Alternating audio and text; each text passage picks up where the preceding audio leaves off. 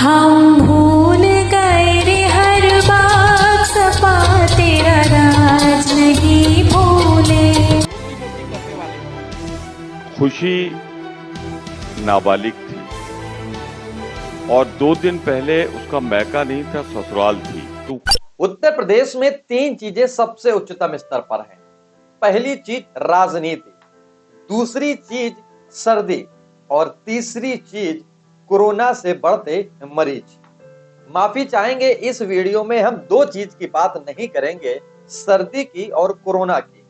वो आप अलग वीडियो में देख सकते हैं, लेकिन इस वीडियो में हम बात करेंगे राजनीति से उन मुद्दों की जुड़ी हुई जो अब सुनामी की तरीके उत्तर प्रदेश में दिखाई दे रही। पहली बात, जब स्वामी प्रसाद मौर्य ने अपना पद छोड़ा और सपा में शामिल हुए तो केशव प्रसाद मौर्य ने क्या नसीहत दी, इस वीडियो में हम बताएंगे। दूसरी बात, इमरान मसूद ने जब सपा ज्वाइन करी तब केशव प्रसाद ने क्या बोला, वो हम दिखाएंगे। तीसरी बात, बीजेपी अपने एजेंडे में किस तरीके से टारगेट कर रही है सपा पार्टी को और उस सपा पार्टी के किन किन वीडियो को बना करके वायरल कर रही है, उसकी बात। और चौथी बात, उत्तर प्रदेश का सबसे बड़ा मुद्दा, खुशी दुबे। वो खुशी दुबे जो अमर दुबे की नाबालिग पत्नी थी और वर्तमान में जेल में है। इन 4 विषयों पर हम बात करेंगे। नमस्कार, मैं मौजूद हूं दुर्गेश मिश्रा इन नए मुद्दों के साथ में। तो सबसे पहले मैंने बात करी जब स्वामी प्रसाद मौर्य ने अपना पद छोड़ा, तो देखिए ये केशव प्रसाद मौर्य ने क्या लिखा। केशव प्रसाद मौर्य लिखते हैं, आदरणीय स्वामी प्रसाद मौर्य जी ने किन कारणों से इस्तीफा दिया है मैं नहीं जानता। उनसे अपील है कि बैठकर बात करें। जल्दबाजी में लिए हुए फैसले अक्सर गलत साबित होते हैं। तो यही बात तब लागू होती है जब स्वामी प्रसाद मौर्य बसपा पार्टी से छोड़कर बीजेपी में आए थे। शायद तब ये बात केशव प्रसाद मौर्य ने नहीं बोली होगी, लेकिन अब बीजेपी पार्टी बौखला गई है कि उत्तर प्रदेश की राजनीति में क्या से क्या होने वाला है। स्वामी प्रसाद मौर्य और कई विधायक जो मैंने पिछले वीडियो में बताए कि वो अब सपा में शामिल हो रहे हैं। हालांकि अभी 14 तारीख तक अन्य विधायक भी शामिल हो सकते हैं। दूसरी बात मैंने बताई कि जब इमरान मसूद की बात आई कि जब उन्होंने पार्टी सपा ज्वाइन करी तो केशव प्रसाद मौर्य ने क्या बोला, ये वीडियो देखिए आप। परिवर्तित कर दिया, दंगा राज में परिवर्तित कर दिया। अब देश के प्रधानमंत्री जी के बोटी बोटी करने वाले इमरान मसूद, जो कांग्रेस के नेता के रूप में अभी तक जाने जाते थे, समाजवादी पार्टी का हिस्सा बने हैं। अखिलेश यादव जी ने अपनी पार्टी में उनको स्थान देने का काम किया है।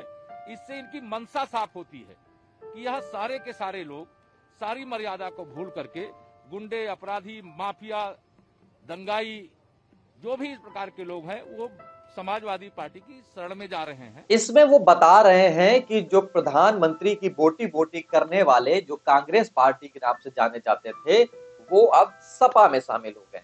सपा में शामिल वही लोग हैं जिनके ऊपर मुकदमे दर्ज हैं, कई सारे आरोप लगाए। तो स्वामी प्रसाद मौर्य की बात तो अलग हो गई, अब इमरान मसूद की बात आ गई। लेकिन केशव प्रसाद मौर्य से एक सीधा सवाल, क्या बीजेपी पार्टी में वर्तमान समय में सारे के सारे नेता दाग से धुले हुए हैं, यानी कि वो दूध से धुले हुए हैं, वो सब साफ सुथरे हैं? हालांकि इसका जवाब पार्टी या केशव प्रसाद मौर्य नहीं दे पाएंगे। तीसरी बात मैंने बताई कि जब एक वीडियो बनाया गया बीजेपी पार्टी के द्वारा, वो वीडियो भी हम दिखाएंगे, लेकिन उससे पहले जानिए कि बीजेपी पार्टी का जो इश्तिहार छपता है अखबारों के पन्नों में या चैनलों में या सोशल मीडिया पर, वो अब सीधा टारगेट किया जा रहा है सपा पार्टी को उत्तर प्रदेश में। इससे एक बात यह साफ हो गई कि उत्तर प्रदेश में अब सीधे तौर पर योगी बनाम अखिलेश की चुनाव में चाल दिख रही है, यानी कि जो चुनाव है वो अखिलेश बनाम योगी का है। हालांकि अब जब विधायक और मंत्री बीजेपी छोड़कर सपा में शामिल हो रहे हैं तो लोगों के कयास और मजबूत होते जा रहे हैं सपा पार्टी के। सपा पार्टी के इसलिए कहेंगे क्योंकि सपा पार्टी में जब स्वामी प्रसाद मौर्य पहुंचे तो उनका 25 साल का अनुभव है। उन्होंने जब मायावती की डूबती हुई सरकार को देखा तो उसके बाद सीधे वो आ गए बीजेपी में। अब क्या स्वामी प्रसाद मौर्य ये जान चुके हैं कि बीजेपी की लुटिया डूब रही है उत्तर प्रदेश में, तो दामन थाम लो अखिलेश का। हालांकि ये वक्त की बातें हैं, वक्त पर पता चलेंगी कि सरकार किसकी बनेगी, लेकिन जो वर्तमान समय है उसमें जो बातें निकल कर आई हैं वो मैं सामने रख रहा हूं। तो वो वीडियो देखिए, उस वीडियो को समझिए कि बीजेपी पार्टी की आईटी सेल किस कदर अपने तरीके से वो अब टारगेट कर चुकी है सपा पार्टी को। वो सपा पार्टी अब जो प्रतिद्वंद्वी शामिल हो रही है योगी के लिए। वीडियो देखिए। हम भूल गए रे हर बात, सपा तेरा राज नहीं भूले। हम भूल गए रे हर बात, सपा तेरा राज नहीं भूले। घोटालों की सरकार, हम भूल गए सब काम, सपा तेरा राज नहीं भूले। इस ट्वीट को देखिए और समझिए कि उसमें क्या क्या शब्द दर्शाए गए हैं। घोटाले की सरकार, वो गुंडा राज नहीं भूले। हम भूल गए हर बात, सपा तेरा काला राज नहीं भूले। अब एक सवाल खड़ा होता है इस आईटी सेल से, क्या पूरे अब तक के कार्यकाल में, पिछले अगर कई दशक की बात करें, तो क्या सपा पार्टी ही सबसे भ्रष्ट पार्टी रही है? क्या कांग्रेस नहीं रही? क्या उत्तर प्रदेश में मायावती नहीं रही या अन्य? लेकिन जो मैंने पहले बताया कि टारगेट सिर्फ और सिर्फ बीजेपी बनाम सपा उत्तर प्रदेश में दिखाई दे रहा है। हालांकि ये तो बाद में तय होगा कि सरकार किसकी बनेगी और कौन सीएम बनेगा। लेकिन सबसे इंपॉर्टेंट बात, चौथी बात, खुशी दुबे। वो खुशी दुबे जिसको लेकर उत्तर प्रदेश में लगभग 1 साल से चर्चा गर्म है, लेकिन चुनाव के पहले उसने ऐसी एक चिट्ठी लिखी, उसने एक ऐसी एफआईआर लिखवाने की कोशिश की, वो भी मैं पढ़ाऊंगा कि उसमें क्या लिखा, कि जिसके बाद शायद उत्तर प्रदेश में पहले से चली आ रही राजनीति की बातें कि वो एक ब्राह्मण चेहरा और योगी ब्राह्मण चेहरों को दरकिनार करते हैं। तो मैं सीधा सवाल योगी जी से करूंगा कि आखिरकार उत्तर प्रदेश में, या प्रधानमंत्री से करूंगा कि उत्तर प्रदेश में राजनीति में अगर ये चीज मायने नहीं रखती है तो क्या अजय मिश्र टेनी, जब उनका पुत्र गलती करता है तो उनको पिता को नहीं हटाया जाता उसके पद से, बताया जाता कि उसके लड़के ने गलती करी है, पिता की कोई गलती नहीं है। तो वही सवाल दूसरा सेम, कि जब खुशी दुबे ने गलती नहीं करी, उसके पति ने गलती करी थी, तो आखिरकार उसकी सजा माफ क्यों नहीं हुई? हालांकि ऐसा नहीं है कि मुकदमा लिख जाने के बाद में योगी सरकार ने या बीजेपी पार्टी ने कोई भी मुकदमा वापस नहीं लिया गया है। अब खुशी दुबे के केस में, जबकि वो नाबालिग थी, 2 दिन हुए मात्र शादी को आए हुए थे, उसके बाद भी उसको अब तक अपराधी माना गया और जेल में वो अभी बाकायदे दिख भी रही है। लेकिन उन दिखते हुए चीजों के साथ में अब जो खुशी दुबे ने चिट्ठी दायर की है, यानी कि जो एफआईआर की बात की है, उस चिट्ठी में क्या लिखा है उसको देखिए और समझिए कि आखिर बातें क्या हैं, क्या बातें हैं, क्या आरोप लगाया है पुलिस पर और लोगों पर। ये चिट्ठी पढ़िए। मान पास्को कोर्ट, बाल न्यायालय, कानपुर देहात। महोदय, प्रार्थनी की जन्म तिथि 21/8/2003 है। प्रार्थनी का विवाह अमर दुबे सन ऑफ संजू दुबे के साथ 29/6/2020 को ग्राम बिकरू, थाना चौबेपुर, कानपुर देहात में हुआ था।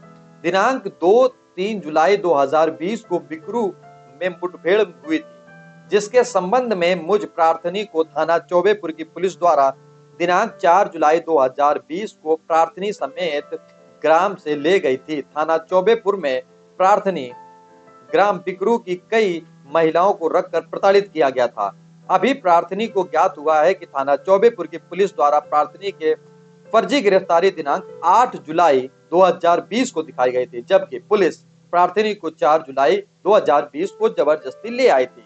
इस संबंध में यूट्यूब पर कोई वीडियो मौजूद नहीं है, जिन पर पुलिस वालों ने प्रार्थनी और अन्य महिलाओं की विविध गैर कानूनी तरीके से थाने में रखकर प्रताड़ित किया गया।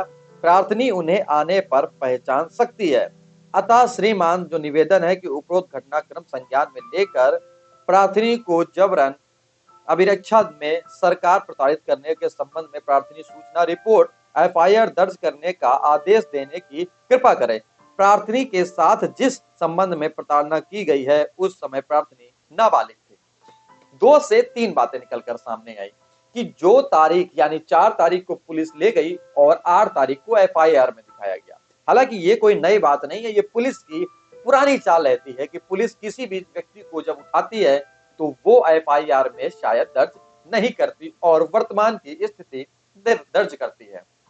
लेकिन इस वीडियो में जो खुशी दुबे ने सवाल उठाए या उसके वकील ने सवाल उठाए वो उत्तर प्रदेश की सरकार यानी कि योगी आदित्यनाथ से है या बात करें कि भारत के प्रधानमंत्री से है। वो इसलिए क्योंकि सीधा सा जो मैंने बात पहले बताई कि अगर जय मिश्र टेनी का पुत्र गलती करता है तो पिता अगर दोषी नहीं है तो उसी तरीके से अगर खुशी दुबे का पति गलती करता है तो खुशी दुबे दोषी नहीं है।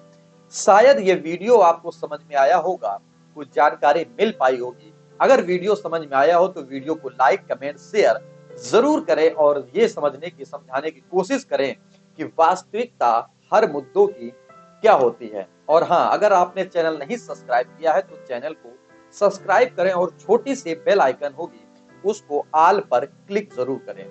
वो इसलिए करें कि सबसे पहले नए मुद्दे की वीडियो आपके पास में पहुंचे और सत्य से या मुद्दे की या पॉइंट की बातों को समझ पाएं। नमस्कार। पंडित जी लोग अपने स्वाभाविक घर लौट के आएंगे और पंडितों का ब्राह्मणों का स्वाभाविक घर कांग्रेस रहा है। पर बात चल रही थी तो मैं सिर्फ 2 बातें जोड़ दूंगा। खुशी नाबालिग थी और 2 दिन पहले उसका मैका नहीं था, ससुराल थी, तो कॉन्स्पिरेसी में कैसे शामिल हो सकती थी। सिर्फ मैं एक बात जोड़ के